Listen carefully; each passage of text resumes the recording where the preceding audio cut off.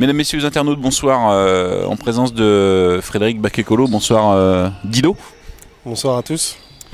Fred, malheureusement mauvaise nouvelle cette semaine puisque tu vas nous en dire un petit peu plus, mais tu es blessé, tu t'es blessé cette semaine à l'entraînement? Oui, effectivement, je me suis blessé lors de l'entraînement du soir, mardi soir. Je me suis fait un claquage à l'adducteur droit. Donc j'ai vu le médecin dès le lendemain et il a dit ce que je pensais, puisque j'ai eu la même blessure la saison dernière, mais de l'autre côté en fait. Donc c'est une mauvaise nouvelle parce que depuis le début de saison sur les 3 matchs avec l'équipe d'Angers-Noyant, tu étais le meilleur buteur avec 18 réalisations. Tu en as pour combien de temps pour cette indisponibilité? Alors pour l'instant on est parti sur une indisponibilité d'un mois, mais je vais refaire le point avec le médecin d'ici 3 semaines. Et j'ai bon espoir de pouvoir rejouer à Mulhouse.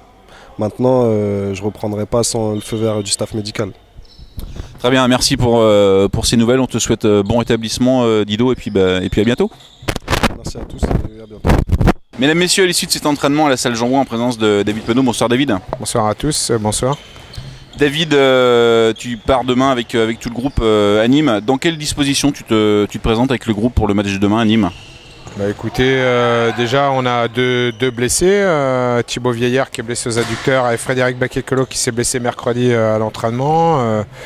Déjà on n'est pas au complet, donc on a perdu un élément important du groupe. On s'attend à un match difficile contre une équipe qui est prétendante à la montée, qui est invaincue depuis le début de la saison et surtout qui va être très difficile à jouer chez elle, donc on s'attend à un match très compliqué. Match compliqué, mais comme tu le disais la semaine dernière à l'issue de la rencontre, malgré tout c'est un déplacement sans pression peut-être chez un concurrent nommé pour la remontée immédiate. Écoutez, oui, de toute manière, quand on joue la montée, on n'a pas le droit de perdre à domicile. Donc aujourd'hui, nous, on va jouer là-bas avec tous nos arguments pour essayer de les faire déjouer un petit peu. Maintenant, si on peut faire quelque chose, on le fera et on va essayer de tout faire pour ramener quelque chose de Nîmes. Ça, c'est une certitude. On ne va pas là-bas pour galvauder le match. Donc David, est-ce que tu as mis une stratégie en place pour aller défier cette équipe de Nîmes à domicile?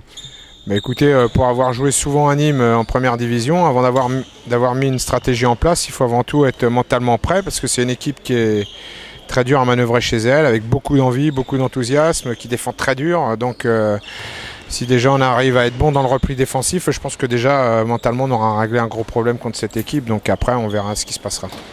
Très bien, merci David de nous avoir accordé quelques instants. D'ores et déjà, je donne rendez-vous à tous nos fidèles supporters pour le prochain match à domicile, vendredi 5 octobre contre Vernon. Et puis bonne route et bon déplacement à Nîmes. Merci à tous, bonne soirée. Au revoir.